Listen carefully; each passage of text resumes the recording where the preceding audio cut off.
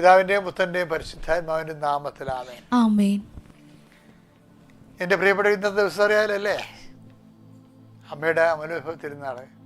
നിന്റെ ഉന്നതമായ നാമത്തിലെ സർവ്വ സന്തോഷത്തോടെ ഈ സുപ്രഭാതത്തിലെ അമലോത്ഭവ തിരുനാളിൻ്റെ വലിയ ദിവസം അങ്ങയുടെ മക്കളെ ഞാൻ അങ്ങയുടെ സ്ത്രീവായിൽ ആശീർവദിക്കുന്നു. കർത്താവെ, സർപ്പത്തെ തല തകർത്ത അതിനുവേണ്ടി ദൈവത്തിൻ്റെ മനസ്സിൽ, അപ്പായുടെ മനസ്സിൽ ജനിച്ച മാനസപുത്രിയാണ് അമ്മ.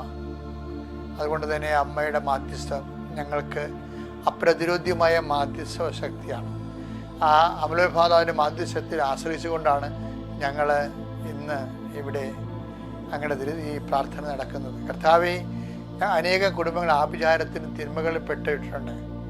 അനേകം ശത്രുക്കൾ വിഴുങ്ങിയിട്ടുള്ള കുടുംബങ്ങളുണ്ട്. ഒരു കാരണമില്ലാതെ ദുരുദ്ദേശത്തോടുകൂടി ശത്രുക്കളുടെ ശ്വാസം മുട്ടിച്ച് ജീവിക്കാൻ പൊറുതി മുട്ടിക്കുന്ന കുടുംബങ്ങളുണ്ട്. അവിടുന്ന് വിറ്റുചുട്ട് പോകാൻ വേണ്ടി അവരെ ഉപദ്രവിക്കുന്ന കുടുംബങ്ങളുണ്ട്. ശുദ്ധജീവികളെ വിട്ടും ആഭിചാരം ചെയ്തും ഉപദ്രവിക്കുന്ന കുടുംബങ്ങളുണ്ട്. മക്കളെ ഉപദ്രവിക്കുകയും അവരെ കളിയാക്കുകയും അങ്ങനെ പലതരത്തിൽ ഇവിടുന്ന് പോകാൻ പപ്പ എന്ന് പറഞ്ഞുകൊണ്ട് നിലവിളിക്കുന്ന പപ്പ മക്കളുടെ മുമ്പിൽ നിസ്സഹായ നിൽക്കുന്ന മാതാപിതാക്കന്മാരുണ്ട്.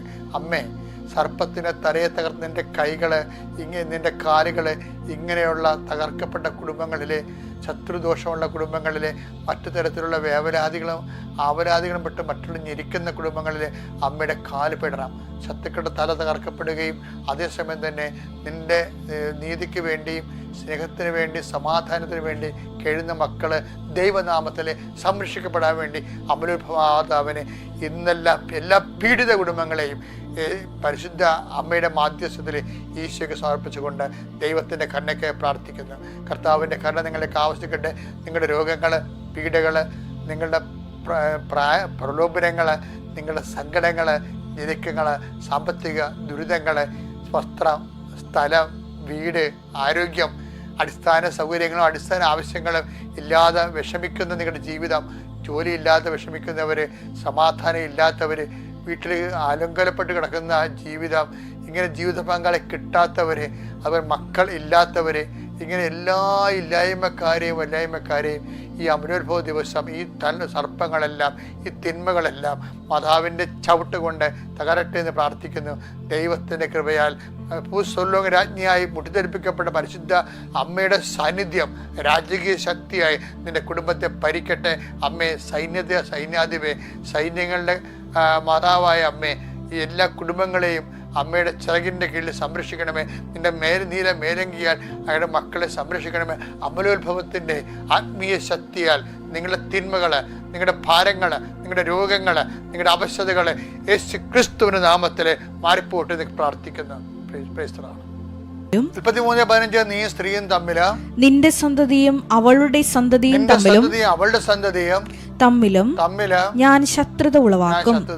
അവൻ നിന്റെ തല തകർക്കും, നീ അവന്റെ കുതികാലിൽ പരിക്കേൽപ്പിക്കും. ഇത് എനിക്ക് ഏറ്റവും എല്ലാപ്പോഴും ഇഷ്ടപ്പെട്ടൊരു വചനമാണിത്.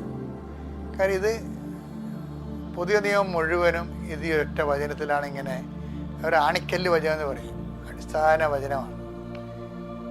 അതായത് അപ്പായുടെ മനസ്സിൽ അമ്മ ജനിക്കുന്ന ഒരു മുഹൂർത്തമാണിത്. അപ്പ വിശ്വസിച്ച ഒരു സ്ത്രീവർഗം,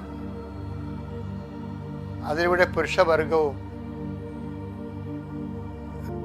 തീർച്ചയായിട്ടും ദൈവഹിതത്തിൽ നിന്നും ദൈവിക പദ്ധതിയിൽ നിന്നും അകന്നുപോയ കൃപ നഷ്ടപ്പെടുത്തുകയും ചെയ്ത ആത്മീയമായി മരിച്ചുപോയ ഒരു സാഹചര്യം. അവിശ്വസ്തയുടെയും വഞ്ചനയ്ക്കകപ്പെട്ടും തിന്മകളിലേക്ക് കുപ്പുകുത്തിയ മനുഷ്യപ്രകൃതിയുടെ ദുരാവസ്ഥകൾ ഭയങ്കരമായിട്ട് ഇവിടെ അവതരിപ്പിക്കുകയാണ് ഈ പ്രതീകങ്ങളിലൂടെ.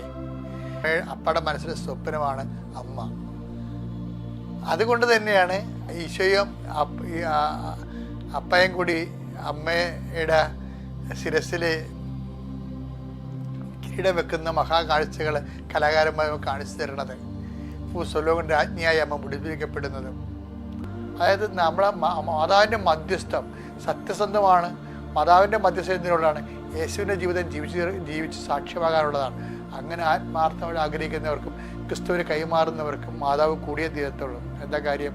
മാതാവാണ് ക്രിസ്തുവിനെ സ്വീകരിച്ചതും മാതാവിനെ വയറ്റിയിട്ട് വളർത്തിയതും മാതാവിനെ വീട്ടിൽ നിർത്തി വളർത്തിയതും മാതാവാണ് പരസ്യവിധത്തിൽ കൂടെ പോയതും കുരിശിൻ്റെ ചുവട്ടുവരെ നിന്നിട്ട് ഇതാ കർത്താവിൻ്റെ ദാസ്യം എന്ന് പറഞ്ഞുകൊണ്ട് അങ്ങനെ ഇഷ്ടം നിറവേറ്റെന്ന് പറഞ്ഞ ആ വാക്ക് രക്തത്തിൽ ചവിട്ടി നിന്ന് പാലിച്ച അമ്മയാണ്. അതുകൊണ്ട് തന്നെ അമ്മയുടെ മധ്യസ്ഥം മാതൃകയുമാണ്, അമ്മയുടെ മധ്യസ്ഥം അപ്രതിരോധ്യമാണ്. ദൈവത്തിന് പോലും അമ്മയുടെ മാധ്യസ്ഥം പ്രതിരോധിക്കാൻ പറ്റാത്തത് കൊണ്ടാണ് സമയമായില്ലെന്ന് പറഞ്ഞിട്ട് പോലും കർത്താവ് സമയമാക്കി അമ്മയുടെ വാക്ക് ബഹുമാനിച്ചത്. അമ്മയുടെ വാക്ക് ബഹുമാനിക്കുന്ന ക്രിസ്തുവും അമ്മയുടെ വാക്ക് ബഹുമാനിക്കുന്ന അപ്പനോടുള്ള കാലം മരിയം മധ്യസ്ഥം ലോകത്തെ ഭരിക്കും, നിങ്ങളെയും നമ്മളെയും. Praise the Lord.